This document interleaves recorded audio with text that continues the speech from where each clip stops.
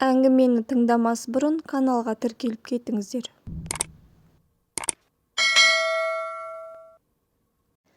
Том Кинг ақырғы нан кесегімен сұйық қамырдың ең соңғы түйірін іліп алды да, сонымен тәрелкені тап-таза етіп сүртіп, әлгіні ұзақ отырып әбден шайнады. Ол үстел басынан өзекті жалаған алапат аштық түйсігімен тұрған, және тамақтанғанда жалғыз өзі ғана болатын. Екі кішкене ұл құрсақтарының бостығын ұйқы кезінде ұмыта тұрар деген үмітпен көрші бөлмеге ертерек жатуға жайғастырылған еді. Әйелі асқа жолаған жоқ, күйеуіне сонадайдан мұңдана қарап, үн-түнсіз отыр. Ажары тая қоймағанмен арық, жүдеу жадалау бұл әйел жұмысшының қызы. Қамыр тозық даярлайтын ұнды көршілерінен қарызға алған.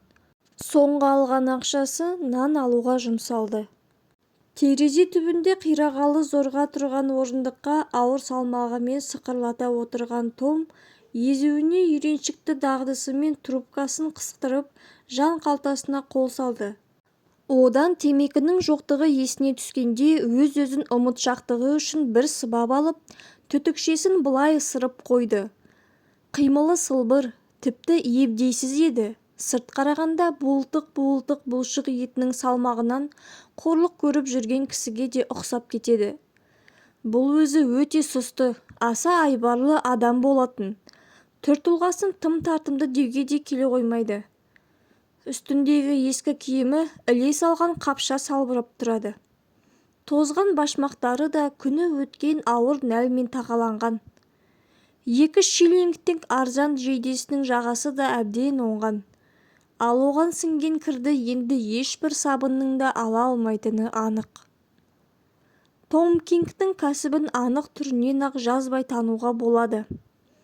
Кескіні нағыз кәнігі боксшынікі. Шаршы алаңдағы ұзақ жылғы жұмысы бойына әлдебір айқасқа әзір тұратын жыртқыштың сақтығынан тартқан. Осынау түнеріңкі адамның жақтары барлық сықпыты мейлінше айқын көрінсін дегендей мұқият қырылған.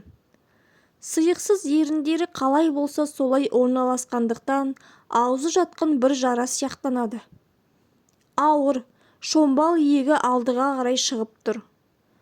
Домбыққан қабақ пен жүндес қастың астындағы көздерінің де тым баяу қозғалатыны сондай, тіпті тіршілік белгісі жоқ па деп қаласыз. Ие, Кингтің сырт келбетінен әлдебір жыртқыштықтың белгісін, әсіресе ұйқылы ояу көзінен шайқасқа түскелі тұрған арыстанның мінезін анық аңдар едіңіз. Тармаңдайы тайқы біткен, ал тықырлау қиылған шашының астынан кедір-бодыр басының әр қыртысы анық көрінеді. Қисапсыз соққыдан жайыла жапырайып, 2 мәрте сынған мұрнымен сықинан айырылғаны сонша ұдайы ісінгендіктен, өзінің қалыпты деңгейінен 2 еседей үлкейіп кеткен қалқан құлақтары да мүлде көрік қосып тұрған жоқ. Ал таяуда қырылған сақалының орны көкпеңбек. Қысқасы, Том Кингтің сықпыты әлдебір қараңғы тұста немесе оңашалау бір орындарда ұшырасса, адамның зәресін алар еді. Дегенмен ол ешқандай қылмыскер еместін, және ешқашан бұзақылыққа барып та көрмеген. Кейде әлде кімдермен сөзге келіп қалатын кезде кездеседі. Бұл оның ортасында үйреншікті нәрсе. Ал жалпы өзінің жан баласына зияны тиген емес. Мұның ұрыс-керіс шығарған сәтін ешкім көрмепті. Том Кинг кәсіпқой боксшы болатын. Сондықтан барлық жауынгерлік кәрін кәсіби сайыстар үшін сақтайды. Рингтен тысқары жерлерде ол мүлде сылбыр, жуас адам. Жас шағында ақшаны көптіріп ұстаған кезінде оны өз жағдайына қарайламастан мырза қолымен өзгелерге тарататын әдеті бартын. Кек сақтамайды, сол себептен дұшпандары да сирек.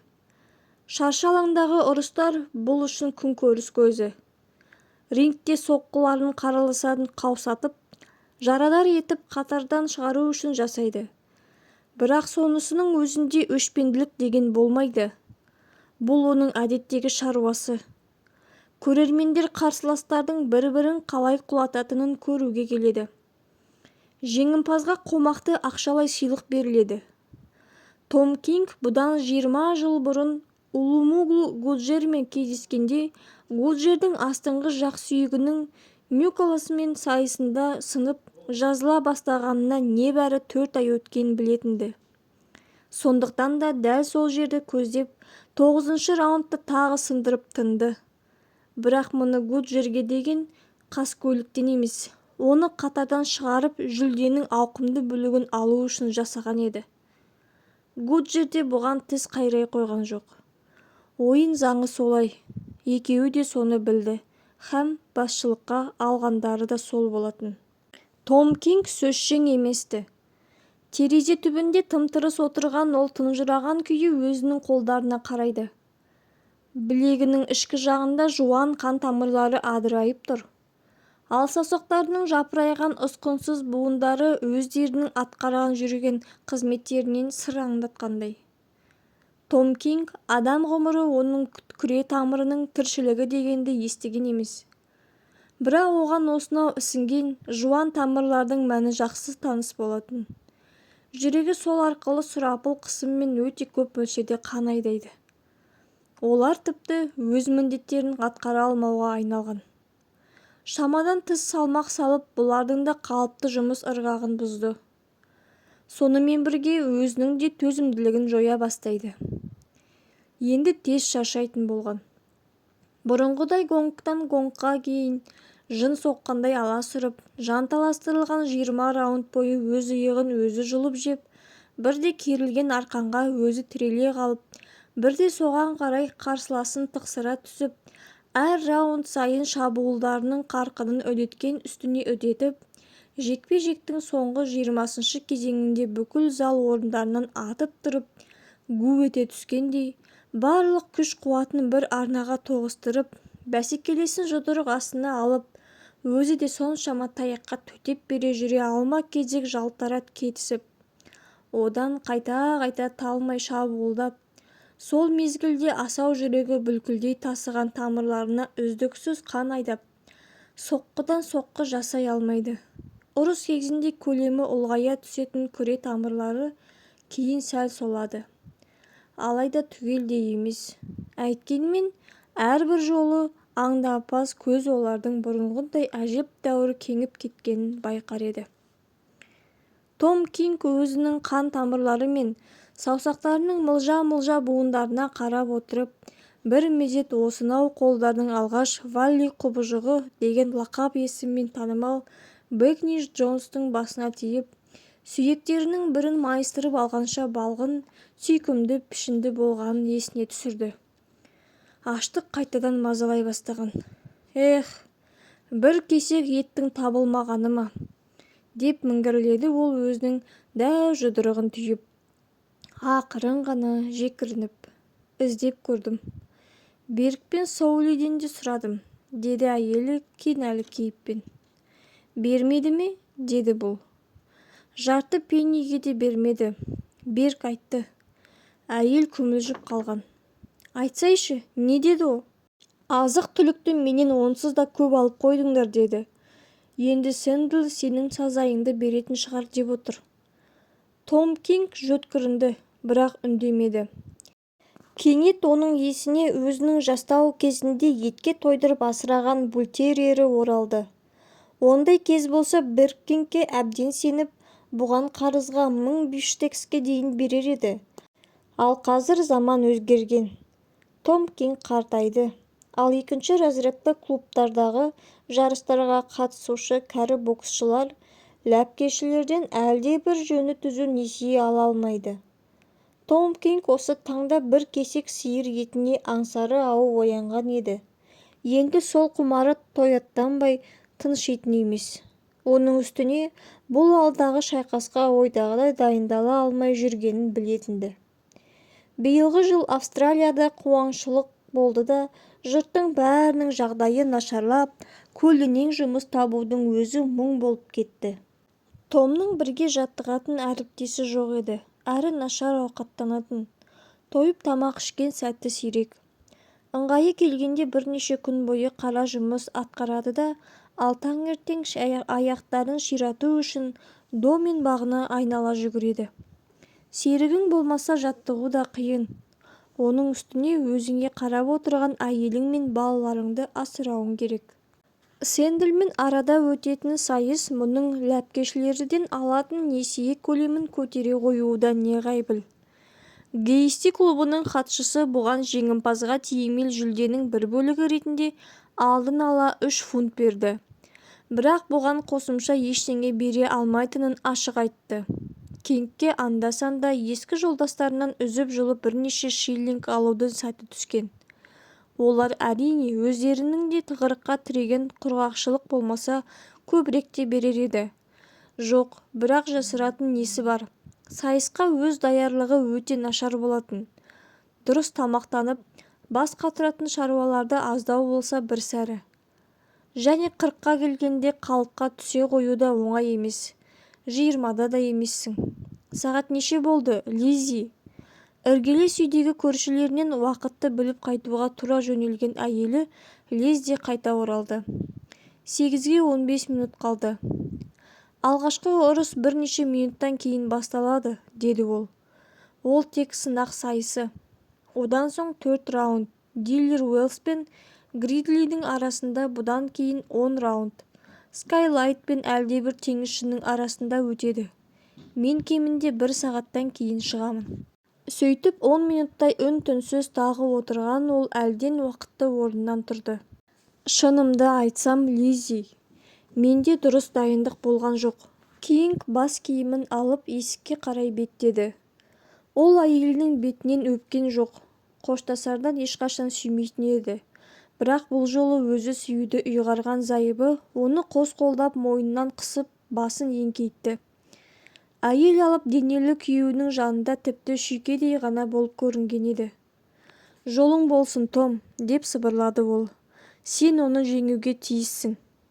Иә, мен оны жеңуім керек, деп қайталады бұл. Басқа әңгіме жоқ. Мен оны еңсеремін. Бар жоғы сол ғана. Ол жорта жайдарлана күлді. Ал әйелі мұны әлгісінен де қаттырақ құшақтай түскен. Бойы сорайған бұл жұбайының иығынан асырып, жұпыны бөлмеге көз тастады. Өзінің дүниедегі барлық жиған тергенінің бәрі осақ, көптен бері ақысы төленбеген бөлме, әйелі мен балалары. Бұл жан серігі мен бүлдіршіндерін асырау үшін осыларды тастап, түн қатып жолға шығар еді. Бірақ табысты станогына беттеп, бірыңғай жанкешті еңбегімен табатын жаңа заманғы жұмысшы да емес.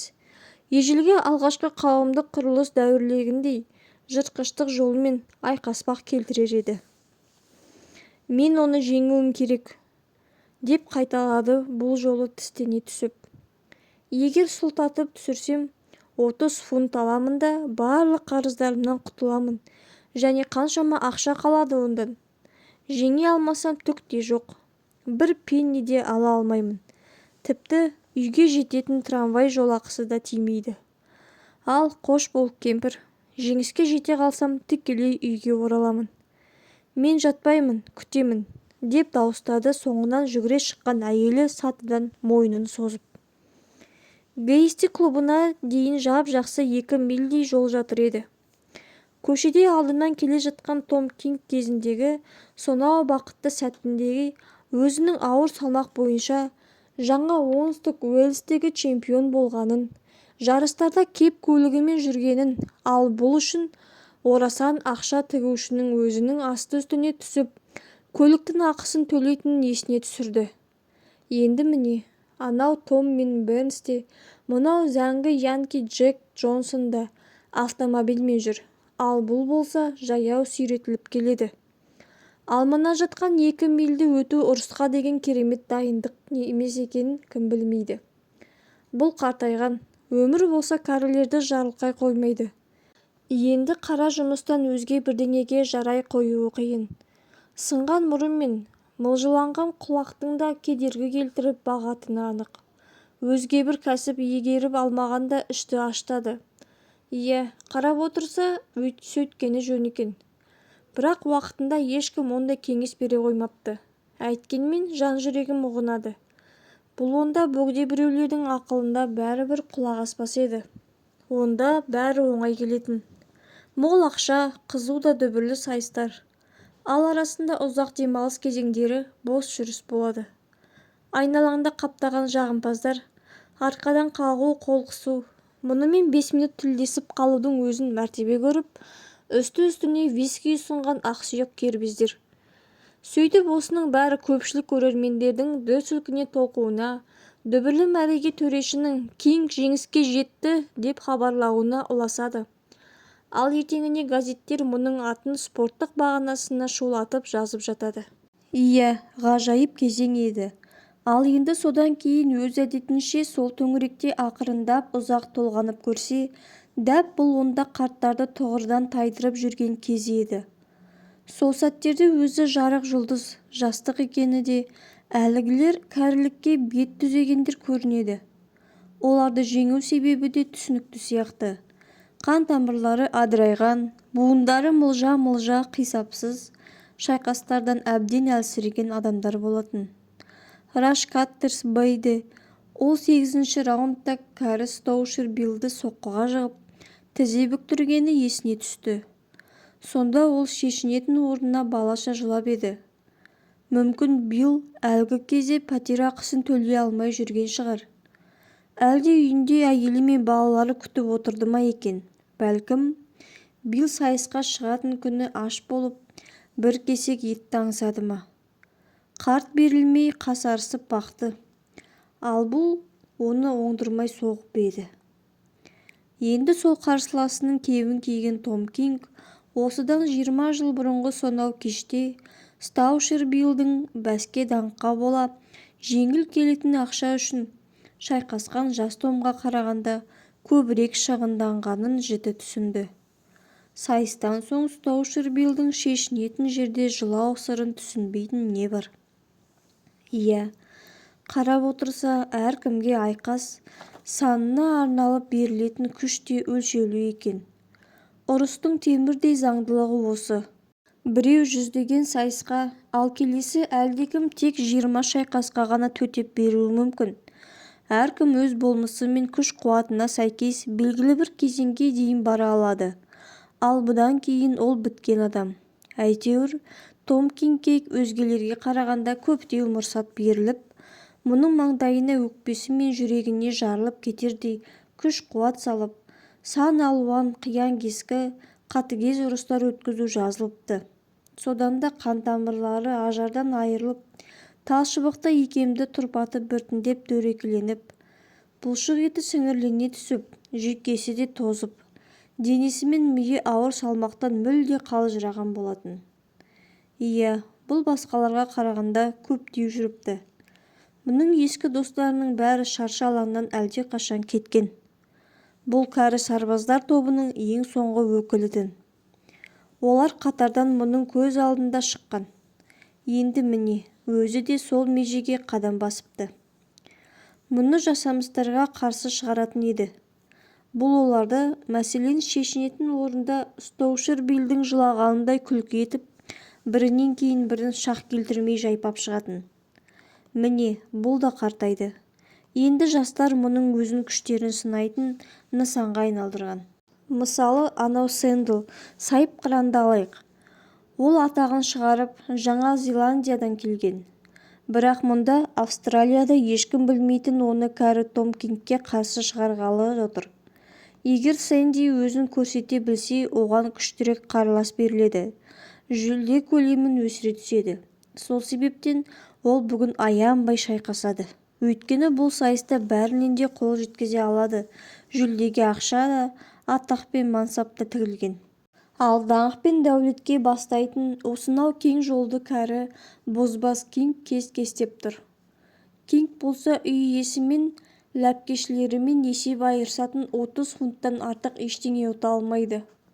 Осыны ойлаған сәтте оның мүлгіген миында өзі сап-сау, өкпе қолқасы шаршап шалдығуды дегенді білмейтін, терісі жібектей құлпырып, бұлшық еттері бұлт-бұлт ойнап, гүл жайнаған жастықтың бейнесі пайда болды. Күш қуатын баптандағыларған күлкі қылатын жастықтың бейнесі. Иә, жастық деген жаза. Ол осынау қимыл әрекеті арқылы өз-өзін жоя бастайтынын ойланбастан қарттарды ойсырата опырып жібереді. Алайда біртіндеп күре тамырлары білеуленіп, саусағының буындары жапырыла түсіп, жастықтың өзі жеңіледі. Әйткенмен, жастық әрдайым балғын. Тек кездесетін ұрпақтар қатары ғана қартаяды. Кесіл-стрит тұсына жеткенде солға бұрылды да, 3 квартал өтіп, Гейети клубына келді. Кіреберісте иін тіресіп тұрған жастар легі ізетіп ығысты. Бұл сыртынан шыққан. Сол Том Кингтің дәл өзі деген дауыстарды естіді. Шешінетін жерге беттеп бара жатып хатшыны, түрі түлкінің сұхбатына ұқсас жылмаң көз жігітті ұшыратты. Ол қолы ұсынған. «Көңіл күйіңіз қалай, Том?» деп сұрады ол. «Тамаша, піскен алмадай тып-тыңмын», деп жауап қатты Кинг шеп-шек өрік айтып тұрғанын білсе де. Дәл қазір қалтасында жалғыз фунт стерлинг жатса, ойланбастан бір кесек жақсы етке бола бере салар еді. Шешінетін орнының өзінің секундтарына еріп орындықтар арасымен зал ортасындағы арқанмен қоршалған шаршы алаңға беттеп келе жатқанында асыға күтіп отырған көпшілік дүр етіп, ду қол шапалақтап қарсы алды. Оңына да, солына да иіле бас иген Том өзіне таныс адамдардың аз екенін аңдаған. Көрермендердің көпшілігі бұл рингте алғаш жеңіске жете бастаған тұстарда жарық дүниеге келіп те үлгермеген жасөспірімдер еді. Керілген арқандарының арасынан лып етіп өткен Кинг шаршы алаңға жеңіл ырғып шықты да өз бұрышына барып, жинамалы орындыққа жайғасты. Төреші Джек Бол бұның қолын ысуға ұмтылды. Рингке шығуды доғарған бұрынғы боксшы Болдың сайысқа түспегеніне 10 жылдан асқан. Кинг төрешілікке Болдың тағайындалғанына қатты қуанып қалды. Бұлардың екеуі де шау тартқан адамдар. Том Болға сенім артуға болатынын білді. Егер бұл Сэндалмен шайқаста ережеден тыс әлдебір қимыл жасап қалса, Бол оны көрмеген бола қалады. Ауыр салмақты жас боксшылар бірінен кейін бірі алаңға көтеріліп жатты. Ал олардың көпшілікке таныстырған төреші сол бойдағы сайысқа түсушілердің бәске тіккен қаражат көлемін жариялаған. Солтүстік Сиднейден келген жас пронто жеңімпаздары шақырады, деп айқайлайды ол. Бәске 50 фунт тігеді. Көпшілік қол соқты. Арқандар арасынан ырғып өтіп, өз орнынан жайғасқан Сэндалды де ду қол шапалақтап қарсы алысқан. Том Кинг қарсыласына тесіле қарады. Енді бірнеше минуттен кейін екеуі бір-бірін естен тандырып, сұлатып түсіргенше жандарын салатын шайқасқа түседі. Алайда бұл Сэндалдың тұлғасын анықтап көре алмады. Себебі ол да өзі секілді спорттың костюмын сыртынан ұзын шалбар мен свитер киіп алыпты. Сэндал ер кескінді, әдемі жігіт екен. Маңдайына алтын түстес бұйра кекілі төгіліп тұр. Мығым етті мойыны алып күш иесі екенін байқатады. Жас пронто қарсыластарымен қол алысу үшін бұрыш-бұрышты айналып өткен соң рингтен секіріп түскен. Таныстыру жалғаса берді. Әзірге таныла қоймаған, бірақ жеңімпаздармен күш пен айлакерлік жағынан тартысқа түсуге даяр екенін айдай әлемге жариялауға асыққан жас перілер шаршы алаңға кезек-кезегімен көтеріліп жатыр. Осыдан бірнеше жыл бұрын өткізілетін салтанатты шаралар іш пыстыратын күлкілі нәрсе болып көрінуші еді. Ал қазір дуаланып қалған адамша сілейіп, осынау жастық шеруінен көз айыра алмайтын халге түскен болатын. Өмір заңы осы. Жас буын өкілдері арқан арасынан бірінен кейін бірі өтіп, айналадағылардың бәрін күш сынасуға шақырасады. Ал шау тартқандар жеңіліс тауып, олардың алдарында тізе бүгуге мәжбүр. Иә, жас сайыпқырандар табысқа қарттарды таптап өту арқылы қол жеткізеді. Және өздері спортқа лек-легімен келіп жатады. Жастық дегеннің өзі де осы болар, олар жеңіске тойымсыз. Алайда ол жолдарының кәрілерді ысырып тастай салатын, олар келе-келе өздері де қартайып, солардың көшіне қосылады. Осылайша түрлі ұрпақ буындары алма-кезек орын алмастырып отырады. Бұл салт ғасырдан ғасырға жалғаса бермекші. Ал өз жолымен жүріп отыратын жастық ешқашан өлмек емес. Кинг журналистер отырған орынға көз тастап, спортшыдағы Морган мен рефериде істейтін Корбетке бас изеді. Бұдан соң өзінің көмекшілері Сид Салливан мен Чарл Бейтске қолын созған. Олар бұған қолғап кигізді де, оның бауын алдында Кингтің буындарына тартылған орауышты тіміскілей тексерген Сэндлдің көмекшісінің көзінше мықтап байлап берді. Кингтің жәрдемшісі де Сэндлге қатысты өз міндетін қарастырылатынын манағы әрекетіне саймасай атқарған. Сэндл шалбары шешілгеннен кейін орнынан тұрып, оның свитері де басы арқылы сыпырылып алынды. Сол сәтте Том Кинг жылтылдаған тері астынан бұлшық еттері бұлт-бұлт ойнаған нағыз апайтөс жастықтың кескінін көрген еді.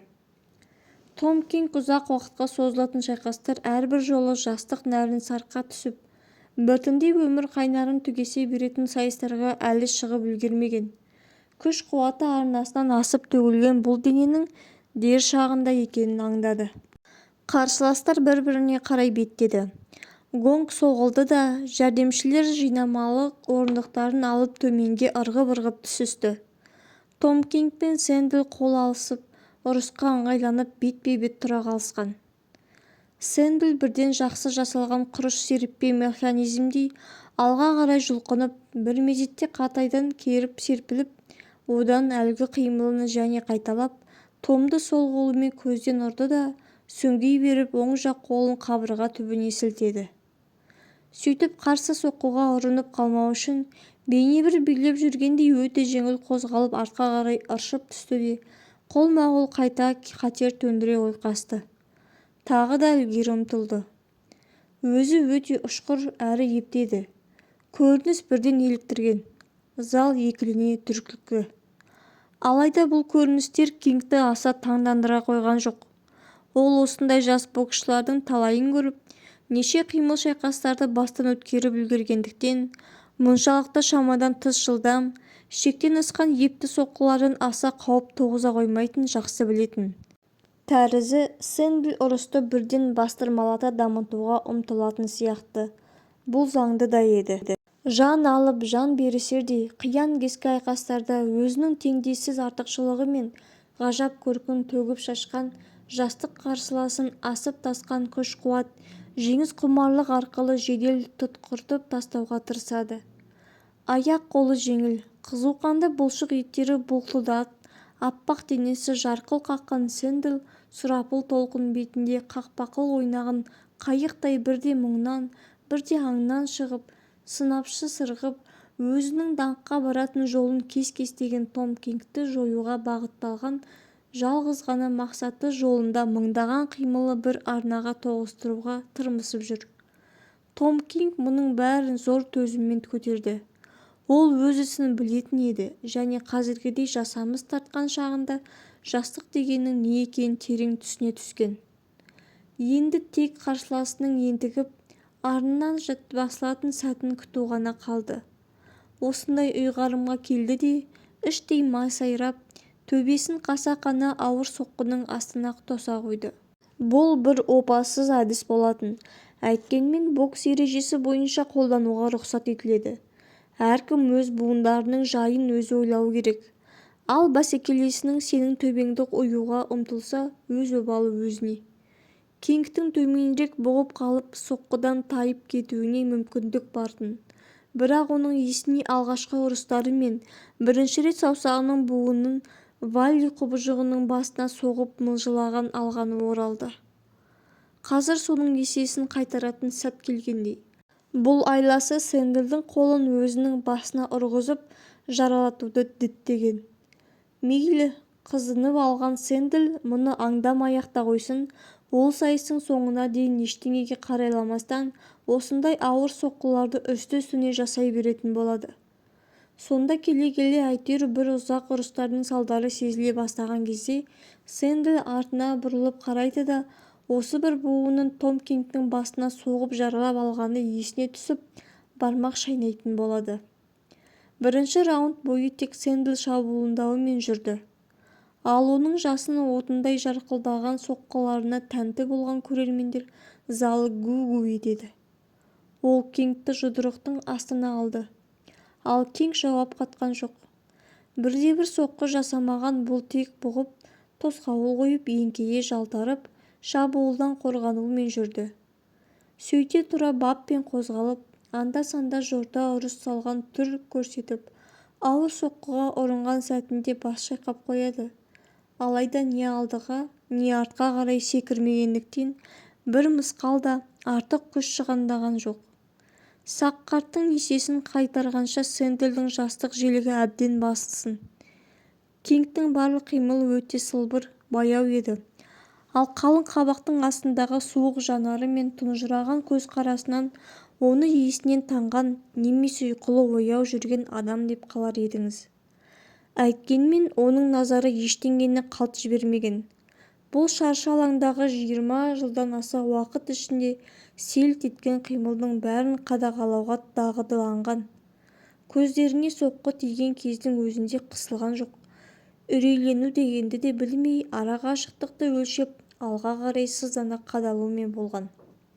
Раунд аяқталған соң 1 минуттық үзіліс кезінде Том Кинг өз бұрышында дамылдап отырды. Аяқтарын созып, қос қолын керілген арқанға жая тастап, көмекшілері өз орамалымен желпіп жатқан сәтте барлық кеудесімен, бүкіл өкпе қолқасымен терең тыныстайды. Көзін жұмған күйде жұртшылықтың үніне құлақ түреді. «Неге шайқаспайсың, Том?» деп айғайлайды көрермендердің қайсыбірі. «Қорқасың ба немене? Бұлшық еттері тығыз», деп мәлімдеді алдыңғы қатардан әлдекім. «Бұл жылдам қозғала алмайды. Мұның салмағы Сэндлдікіндей екеу шығады». Гонг қағылды да қарсыластар бұрыштарынан шықты. Сэндл екеуінің ортасын бөліп тұрған ара қашықтықтың 3-тен 2-сін өтті. Ол айқасты тез бастауға асығады, ал Кинг өз үлесінің аздығына қуанды. Бұл оның күш үнемдеу айласына сай келетін еді. Тыңғылықты даярлана алмаған аш құрсақ сол себептен әр қадамды санап басу қажет болатын. Оған қоса бұл рингке дейін 2 миль жаяу келді ғой. Кезекті раундты алдыңдағыны қайталаған. Сэндл бәсекелесіне тағы да құйындай жүйткіп соқтықты. Ал жұртшылық Кингтің болбырлығына наразылық танытып шулай жөнелді. Кинг бірнеше пайдасыз, сылбыр соққымен көз бояу үшін жасалған жасанды шабуыл сиқынан өзге қимылға баспады. Тағы да бұғып, жалтарып, немесе қайта-қайта құшақ айқастыра кетеді. Сэндл ұрысты құтырынған жылдамдықпен жүргізуге жан салады. Ал тіс қаққан Кинг бұған бармайды. Қуат қайратын тек кәрілік қана қызғана сақтайтындай әл үнемдеуді тоқтатпаған оның талай қақтығыстар таңбасы қалған жүзінде әлдебір мысқыл ойнайды. Ал жастықтың нағыз өз бейнесіндей Сэндл күш-жігерін балғындықтың қамсыз аңғырттығына салып ысырап етіп жүр. Ринг перісі Кингке шаршы алаңның небір шайқастары даналық дарытқан. Қимылының сылбыр болатыны да содан. Бір мезетте ақылдан алжаспаған ол Сэндлдің жауынгерлік арының босаңситып сәтін аңдумен болған. Көпшілік көрермендер Кингті тым әлсіз, баяғы шеберліктен айырылған деп есептеп те қойғандықтан бәстің көп бөлігін Сэндл үшін тігіп, өз пікірлерін даурыға айта бастаған. Десе де, бұрынғы Кингті білетін тәжірибелер көбіреулер мұндайлар көп емес еді. Бәсті соның жеңетініне деген бекем сеніммен қабылдаған. 3-ші раунд та дәл алдындағынша басталды. Белсенділік тізгінінен айырылмаған Сэндл өне бойы шабуылдауды тоқтатпады. Бірақ раундтың басталғанына жарты минуттай өткенде Сэндл өз-өзіне деген шектен тыс сенімділікпен бір сәт сақтықты жоғалтып, ашылып қалды. Кингтің жанары жарқ етті де, әлгі мезетте оның оң қолы жоғары қарай сермелді. Бұл оның қолға серпін бере түсу үшін шынтағын жартылай бүгіп бар салмағымен шыр айналдыра жұмсаған ең алғашқы соққысы хук болатын. Жорта ұйқылы ояу жүрген арыстан осылайша қатерлі шеңгеліне іске қосты. Сэндлдің шақшыштығына бүйірлей тиген соққы оны еденге қасапханадағы өгізше шоңқайта құлатқан. Жұртшылық гу ете түсті. Залда мұның қимылына ризалық білдірген күбір толқыны тербеліп өтті. Сөйтсе де мына шалдың бұлшық еттерін икемсіз деу бекер екен. Мұның оң қолы ұстаның шоң балғасындай тиетін көрінеді. Сэндл абдырап қалды.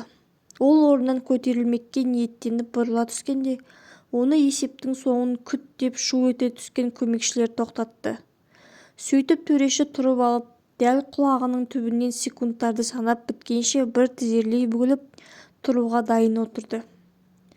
Том Кинг 9-шы секундта ұрыс қайтадай сақадай сай тұрған бұған қарап, соққысының бір дюйм төмендеу, тура иектің астынан тимегеніне опынды. Онда анау нокаутқа түсіріп, бұл 30 фунтты қалтасына салып алып үйіне әйел бала шағасына таяр еді. Раунд тиісті 3 минут өткенше тағы жалғасты. Сэндл тәрізді өз қарсыласына алғаш рет құрметпен қарай бастаған секілді. Ал Кинг салбыр қимылына қайта көшкен. Көздері де баяғы тұнжыраңқы қалпына түсіпті. Көмекшілерінің арқан арасынан кіре салуға әзірленіп ринг шетінде жүрелеп отырғанын көрген Кинг сайыс кезеңінің аяқталуға таяғанын аңдып, ұрысты өз бұрышына қарай ауыстырды. Гонг соғылған бойда орындығына тізе бүкті. Ал Сэндлге өз бұрышына жету үшін бүкіл алаңды шарлап өтуіне тура келеді. Бұл әрине ұсақ-түйек жайттардың. Әйткенмен майда шүйденің бәрі жинала келе зор мәнге ие болмақшы. Сэндл сөйтіп бірнеше артық қадам жасап, сол үшін белгілі деңгейде күш-қуат жұмсап, қымбат демалыс уақытының едәуір бөлшегінен айырылады. Кинг әрбір раундтың басында баяу қимылдап, өз бұрышынан көп ұзамайды. Сол арқылы қарсыласына біршама жерді артық жүргізеді. Ал ұрыстың соңына таман бірден орындығына жайғаса кету үшін сайыс орнын мүмкіндігінше өз бұрышына қарай жылжытады. Келесі 2 раундта да Кинг әл-қуатын үнемдеуге тырысса, Сэндл бұрышына ұрысты жан сала жалғастырған. Сэндлдің шайқасты тездетуге тырысуы Кингке оңай тимеді. Себебі жаңбырша жауған соққының көпшілігі нысанаға дәл тиді. Жастар жағы шулап, тіпті кейбір қызуқандылары жекпе-жекті жедел жандандыруды талап етсе де, Кинг баяғы жайбасарлықтан жазбады. 6-шы раундта Сэндл жаңылыс бастады. Кингтің қатерлі оң қолы ауада және бір мезетте селтеңдете түсіп, шықшытанып тиген кезекті соққыдан кейін Сэндлдің ту төбесінен тағы да 9 секунд санап тұруға тура келді. 7-ші раундта Сэндл өзін онша мықты сезіне қалған жоқ. Бұрын-соңды кездесіп көрмеген ауыр сайысқа түскенін түсінді. Том Кинг жасамыс тартқан адам, бірақ мұндай шалмен бірде-бір рет күш сынасудың ыңғайы келмепті. Ол сәл босаңсыған сәтіңді құр жібермейді. Ғажап қорғана біледі. Ал соққыларының сойылмен ұрғандай ауыр тиетіні сонша, әр жұдырығында бір-бір нокаут жасырынып жатқанын аңғарылады. Әйткенмен Кинг қолды жиі жұмсауға ұмтыла қоймайды. Өзінің мылжыланған буындарын бір сәтте естен шығарған емес. Саусақ сүйектері ұрыс соңына дейін шыдауы үшін әр соққының есепте болуы қажеттігін білді. Бұрышында отырып қарсыласына алаң түбінен көз тіккен ол кенет Сэндлдің жастығы мен өзінің тәжірибесін ұштастыруға ауыр салмақтағы әлем чемпионының шығатынын туралы ойлады. Бірақ мәселе де сонда. Сэндл ешқашанда әлем чемпионы бола алмайды. Қазір оған тәжірибе жетіспейді. Оны тек жастығын тәрк ету арқылы ғана иемдене алады. Ал оған қолы жеткен мезгілде жастық шақ артта қалмақшы. Кинг машығындағы барлық артықшылығын сарытқа пайдаланады. Ол құшақ айқастыра кетуге болатын бірде-бір мүмкіндікті қалт жібермеген және әрдайым иығымен қарсыласының қабырғасына соқтыға кетуге ұмтылады. Ринг философиясы иық пен жұдырықтың екеуі де зақым келтіруге қолайлы құралдар деп үйретеді. Ал күш үнемдеуде алғашқысының артықшылығы басым. Оның үстіне Кинг құшақ айқасып қалған шақтарда барлық салмағымен бәсекелесіне артыла дамылып қалады. Сол себептен мұндай оңтайлы мүмкіндіктен айырылғысы келмейді. Әрбір жолы төрешілер әлі де дем алып дағдыланбаған Сэндлдің өзінің көмегі арқылы зорға ажыратады. Сэндл зыр қаққан қолдары мен бұлт-бұлт ойнаған бұлшық еттерін іске қосуға асығады.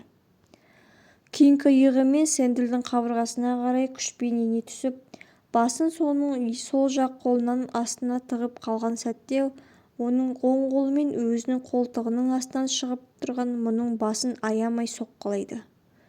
Бұл жұртшылықты дүрліктіретін епті әдіс еді, бірақ қауіпті емес. Тек күшіңді бос сарыққаннан өзге пайдасы шамалы. Сондықтан соққылардың қабылдаған Кинг іштей мырс-мырс күліп тұрады. Сэндл оң қолымен Кингті кеудеден аямай соқты. Сырттан қарағанда бұл жолы Кинг оңбай таяқ жеген сияқтанған. Алайда сайыстарда құр жібермейтін жанкүйерлердің бірі Кингтің сол жақ қолғабының соққы алдында қарсыласының шынтағының ішкі жағын аса емтілікпен жанап өткенін аңдады. Рас, Сэндлдің әрбір соққысы нысанасына дарып жатты. Алайда әр жолы Кингтің шынтақ бұлшық етіне қол тіреп үлгеруі соққы күшін әлсіреткен. 9-шы раундта Кингтің шынтақтан бүгілген оң қолы 1 минут ішінде Сэндлдің шықшытынан 3 мәрте тиді. Сэндл үшеуінде де барлық салмағымен еденге гүрс-гүрс құлады. Бірақ ол тиісті 9 секундты қайта-қайта пайдаланып, орнынан есеңгірей көтерілген. Әйтеуір әзірше әлсірей де қоймағанды. Дегенмен бұрынғы беттілігі саябырсып, сақ қимылдауға көшті. Бет-жүзі тұнжыраңқы тартқан. Алайда ол басты байлығы жастығына сүйенген болатын. Ал Кингтің негізгі капиталы тәжірибе еді. Күші қайтып, жауынгерлік рухы әлсіреген тұстан бастап, Кинг оны көп жылдағы шайқастар арқылы келген даналықпен, айлакерлікпен алмастырып, күш-жігерді үнемдеп пайдалануға көшкен. Басы артық қимыл жасамауымен қатар қарсыласын діңкілдетуге де дағдыланған. Аяғының, қолының, бүкіл тұлғасының алдау қозғалысы арқылы Сэндлді қайта-қайта артқа қарай ыршып түсуге, жалтаруға қарсы соққы жасауға мәжбүр еткен Кинг өзі де дамылдады. Бірақ Сэндлге бір сәтте тыным берген жоқ. Қарттықтың стратегиясы осындай еді. Кинг 10-шы раундтың басында Сэндлдің шабуылдарын сол жақ қолымен бетке ұрған тіке соққылары арқылы тойтаруға кірісті. Ал сақтыққа ауысқан Сэндл де сол қолымен қорғанып, одан оң жақ қолымен бастан бүйірлесте берген ұзын соққылармен жауап қайтарған. Мұндай соққы биіктен жасалғандықтан бәлемдей үрей тудыра қойған жоқ. Бірақ нысанасында алғаш дарыған мезетте Кинг баяғыдан таныс бір сезімді бастан кешкен. Миын әлдебір қара перде бүркеп қалғандай күйге түсті. Бір сәтке, анығында қас қағым мезетке Кинг жоқ болып кеткендей хал кешті. Қарсыласы көз алдынан ғайып болды. Оның сыртында аңтарылып отырған жұртшылықта көрінбей қалған. Дегенмен сол бойда бәсекелесі мен жанкүйерлер залын қайта көрді. Бейне сәл ғана қалғып кетіп қайта оянғандай. Осы мезеттің қысқалығынан ғана Кинг құлаудан аман қалды. Көрермендер оның теңселіп кеткенін көрді, тізесі де бүгіліп кеткен. Бірақ есін тез жиып, сол жақ қолымен қорғана түсіп, иегін ішке қарай тұтқыра түсті. Сэндл Кингті жартылай есеңгіретіп қалыпта ұстап, сол соққысының қатарынан бірнеше рет қайталады. Бірақ анау бір мезгілде қарсы шабуыл міндетін атқарып, ерекше қорғаныс тәсілін жасап алды. Бәсекелесінің назарын өзінің сол жақ жұдырығына аударып, жарты қадам артқа шегінді де, сол бетте барлық күшімен оң қолымен апперкот берді. Соққысының дәл есептелгені сонша, жұдырық Сэндл еңкейген мезгілде жағынан тиді де, ол көтеріліп барып еденге басы мен иығынан бірдей соғылып гүрс етіп құлады.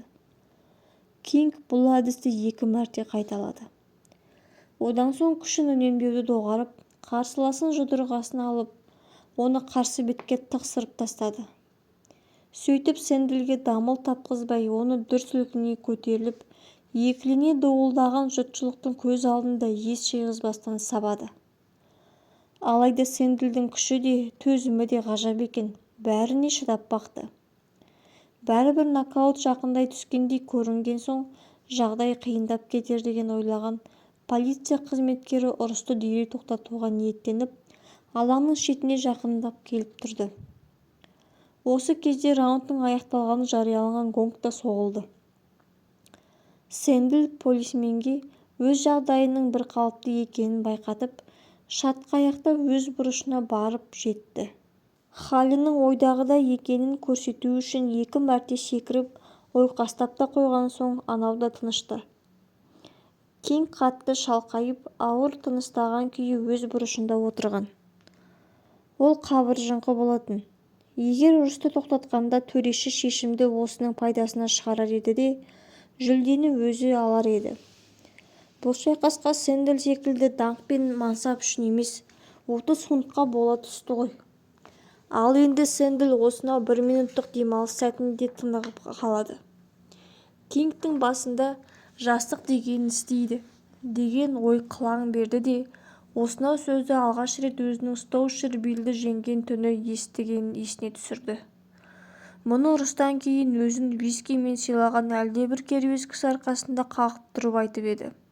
Жастық дегенін істейді деп. Сол Керім дұрыс айтқан екен. Алыста қалған әлгі кеште Кинг қандай жас еді. Ал бүгін сол жастық қарсы алдындағы сонау бұрышта отыр. Онымен жарты сағат бойы арпалысты, өйткені шал ғой. Егер Сэндл секілді айқасса, 15 минутте шыдатпас еді. Мәселенің бәрі сонда. Бұл жедел оңала алмайды. Мынау адырайған қан тамырлары мен әлсіреген жүрегі раундтар арасындағы үзілістерде күш жинай қоюға мүмкіндік бермейді. Иә, расын айтқанда, тартыс алдындағы күш-қуаты да шамалатын. Ол аяқтарының зілдей ауырлай бастағанын, сіңірінің жұлқи тартқанына аңдады. Иә, ұрыстың дәл алдында табанданған 2 миль жолды жаяу өтпеуі керек еді. Және таң азаннан бері бір кесек етке зар болмады ма? Етті қарызға бермей қойған ләпкішілерге деген сұмдық өшпенділігі оянды. Шау тартқан адамды тойынып алмай рингке шығу қиын. Әрі бір кесек сиыр еті деген немене? Бірнеше пенниге бағаланатын майда шүйде. Ал сол жалғыз тілім ет 30 фунт стерлингке айнала алар еді. 11-ші раундтың басталғанын әйгілеп дабыл қағылған бетте Сэндл бойында мүлде қалмаған тыңғылығын көрсеткісі келіп шабуылға құтырына ұмтылды. Кинг мұның бокстағы ежелден белгілі қоқан-лоққы екенін түсінді. Бастапқыда қарсыласынан қорғану үшін құрсауға кірді. Одан соң босап, Сэндлге шабуылға қайтадан ыңғайланып алуға мүмкіндік берді. Одан сол қолымен алды-артқа жасқап, бәсекелесіп бүгежектеп сүңги қорғануға мәжбүр етті де өзіне төменнен жоғары қарай сілтенген жанама соққыны қабылдады. Сөйтіп жарты қадам артқа шегініп, алапат апперкотпен Сэндлді еденге тоңқалап етті. Сол сәттен бастап Кинг Сэндлге даңғыл таптырмаған. Өзі де таяқ жеді, бірақ Сэндлді де тіке де, жанама да, қысқа да, ұзын, қисапсыз соққыдан көз аштырмай еңсеріп, оның шеңгелінен жұлқына қашып немесе құрсауға алмақ әрекетін дер кезінде тойтарып, қарсыласын құлап бара жатса, әрбір жолы бір қолымен қапсыра сүйемелдеп, екінші қолымен оны жығылудан сақтаған керме арқанға тықсыра тірей түскен. Көрермендерден ес кетті. Енді олардың бәрі Том жаққа ауысып, түгелге жуық. «Кәне, Том, шырқырат, беріңкіре, Том, тартқыз сазайын, күш сен жақта, Том», деп ышқынды. Сайыстың соңғы қызу бітетіні байқалған, және көпшілік сол үшін де ақша төледі ғой. Сөйтіп жарты сағат бойы күшін үнемдеген Том Кинг енді өзіне белгілі мөлшердегі барлық қуатты мықты бір бағытқа жұмылдырып аямай жұмсауға кірісті. Бұл оның жалғыз ғана мүмкіндігі болатын, қазір немесе ешқашанда. Күші тез сарқыла бастаған, ал бұл қарсыласын әл-дәрмені түгелсіп бітпей сұлатудан дәмелі еді. Алайда соққы салмағы мен түсетін жарақат деңгейін сарабылдап-саралдап, шабуыл қарқынын үдетіп жұдырық жұмсауды жиілеткен үстіне жиілеткен бұл Сэндл секілді періні құлатудың қаншалықты қиынға соғатынын түсіне бастаған.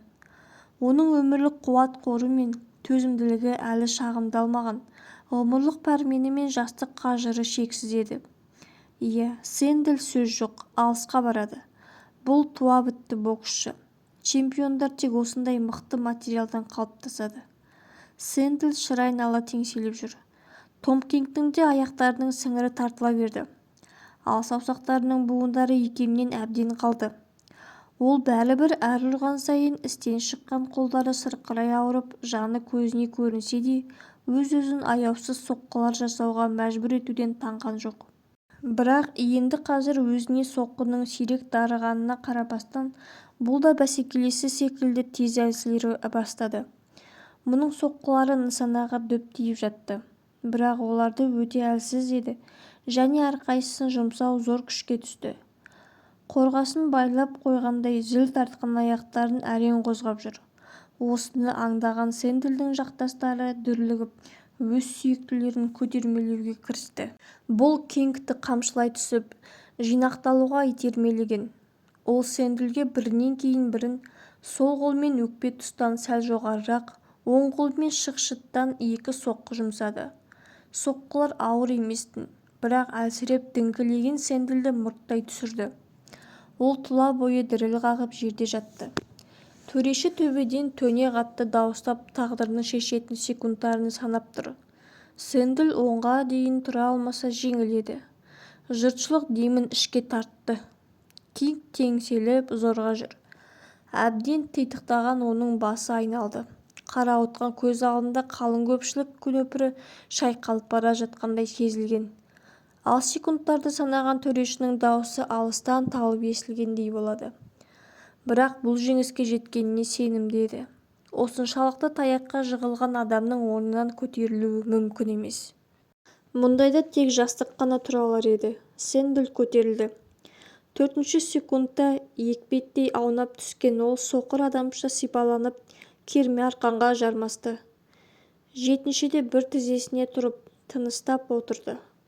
Басы мас адамдардыкінше екі жағына қалт-қалт етеді. Төреші 9 деп айқайлаған сәтте Сэндл сол қолымен бетін, оң қолымен кеуде жағын қалқалап қорғанған кейіппен түрегеліп тұрды. Осылайша неғұрлым осал тұстарын қорғаштап уақыт ұту үшін құшақ айқастыра кету үмітімен алға Кингке қарай шайқайлақтай жылжыды. Сэндл орнында көтерілген бойда Кинг те бұған тұра ұмтылған. Бірақ алғашқы 2 соққысы да Сэндлдің қолдарының тосқалуынан ұрынды. Келесі мезетте Сэндл қарсыласына қапсыра жармасып алып, төрешілердің ажыратқанына жанталаса қарсыласқан. Кинг құрсауында босауға тырмысады. Ол жастықтың қалайша тез тынығатынын, сондықтан Сэндлдің күш алдырмау арқылы ғана күйрететінін білетінді. Жақсы бір соққы істі тындырды. Сэндл жеңілді, күмән жоқ, ұтылды. Бұл жеңді оны. Әбжілдігінің арқасына асып түсті, ұпайды көбірек жинады. Құрсаудан шыққан Сэндл шайқалақтап кетті. Тағдыры қыл үстінде тұр еді. Жақсылап бір ұрып тоңқалап асырса саудасы бітеді. Том Кинг іші удай ашып тағы да бір кесек ет туралы ойлап, мынау соңғы шешуші шайқас алдында өзек жалғап алудың сәті түспегеніне өкінді. Бойын жинақтап, әлгі ойлаған соққысын да жасады. Бірақ онысы аса мықты да, сонша салт та шыға қоймады. Сэндл теңселіп кеткенімен құламады. Керме арқанға тіреліп содан ұстап қалды. Қалтақтаған Кинг бәсекелесіне бас салып, қолының жанына бата қатты ауырғанына қарамастан тағы бір соққы жасады. Алайда күші жетпеген еді. Бойында титықтағаннан мұнартып, өшіп бара жатқаннан атой салғысы келген дәрменсіз санадан өзге ештеңе қалмағанды. Шықшытқа бағыттаған соққысы қиыққа тиді. Кинг жоғарырақ сілтеген болатын. Бірақ шалдыққан бұлшық еті ырқына көнбей, тіпті өзі құлап кетуге шақ қалды. Кинг соққыны және қайталаған. Әйткенмен бұл жолы мүлде мүлт кетіп, әбден әлсіреп, жер қаппау үшін Сэндлді құшақтай құлаған. Кинг енді ажыратуға тырысқан жоқ. Бұған дейін қолынан келгенше бәрін істеді, енді бәрі біткен болатын. Жастық деген істеді. Сэндлмен құшақ айқастырып тұрып, оның күш жинай бастағанын аңдаған. Төреші бұларды ажыратқан мезгілде Кинг жастықтың өзінің көз алдында құр аттай сілкініп, қуат ала бастағанын көрді. Сэндл сәт сайын күшейе түскен. Оның бастапқыдағы нысанаға дарымаған босаң соққылары біртіндеп қатайып, дәл тие бастады. Том Кинг тұман ішінде жүргендей өзінің шықшытына бағытталған қолғапты жұдырықты байқады да, қорғанып, қолын қоса тойғысы келді. Төнген қауіпті аңдады да әрекет қылуға қамданды. Бірақ қолы зілдей ауыр тартты. бір тонна қорғасын құйып қойғандай қозғалмады. Кинг қолын көтеру үшін барын салды. Алайда осы мезетте қолғапты жұдырық нысанасына тиген. Токпен ұрғандай соққы Кингтің тұла бойын солқ еткізді де бұл қараңғылық құшағына құлап бара жатты. Көзін ашқанда өз бұрышындағы орындықта отырғанын көрді.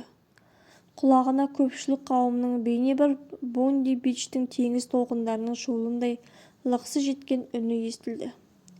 Біреу желкесіне ылғал сулық төсеп жатыр, ал Сид Сильвен сергіту үшін беті мен кеудесіне суық су құйып тұр. Қолғаптары шешіліп те үлгерілді, ал Сэндл еңкейіп келіп мұның қолын қысты.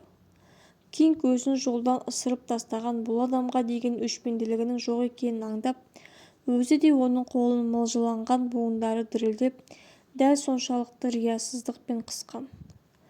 Одан соң Сэндл ортаға шықты да, ол жас Протноның шақыртуын қабылдайтын және бәсті 100 фунтқа дейін көтеруді ұсынатынын айтқанда, алапат шу бір сәт сілтідей тына қалды. Кинг оның көмекшілерінің су денесін сүртіп, бетіне орамал тосып, рингтен кетуге дайындап жүргесін селқос қарап отырды. Кинг аштығын түйсінген. Әлгі ылғи сезінетін әдеттегі өзекі жағаланған аштықты емес, әлдебір сұмдық әлсіздікті, таңдайының астынан тұла бойын сыздата жайылған майда дірілді сезінді. Ойы қайтадан Сэндлдің қалтақтап жеңілуінің аз-ақ алғанда тұрған ұрыс сәтіне оралды. Иә, бір кесек ет іске нүкте қояр еді. Міне, бұл шешуші соққысын берген кезде жетіспеген нәрсе. Сайыста жеңілуге себеп болған да сол. Бәрі де осы бір кесек еттің әлегінен. Жәрдемшілері арқан арасынан шығып кетуіне көмектесіп сүйемелдей берді. Бірақ бұл олардың серпіп тастап, еңкейіп керме арасынан ешкімнің көмегінсіз-ақ өте шықты да, төменге дүрс етіп секіріп түсті. Ол иін теріскен жұртшылық нөпірі арасын қақ жарып, өзіне жол ашқан көмекшілеріне ілесіп келе жатты. Шешіну бөлмесінен шығып, вестибюльмен өтіп сыртқы есікті ашқанда әлдебір жас жігіт тоқтатқан. Сэндлді қолыңда тұрған сәтте неге ұрып жықпадың? Деп сұрады жігіт.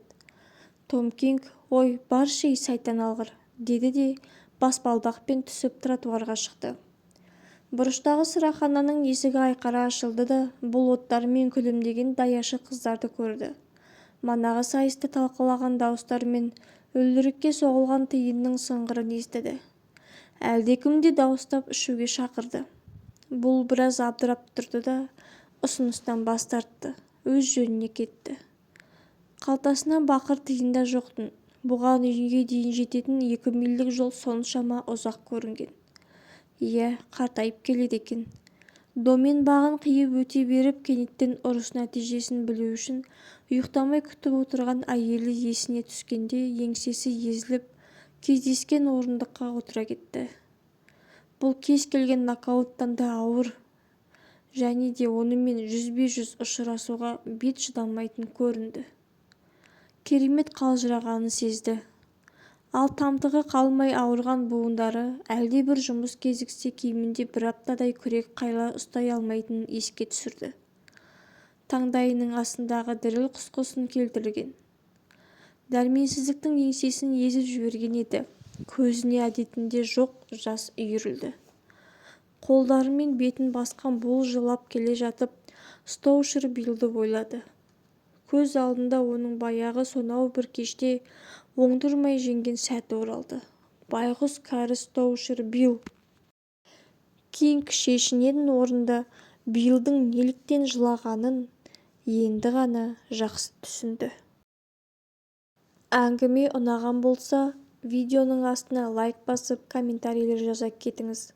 Каналды жоғалтып алмас үшін тіркеліп та қойыңыз. Алдағы уақытта осындай шетел жазушыларының аудармаларынан да неше түрлі әңгімелер, қызықтарды оқитын боламын.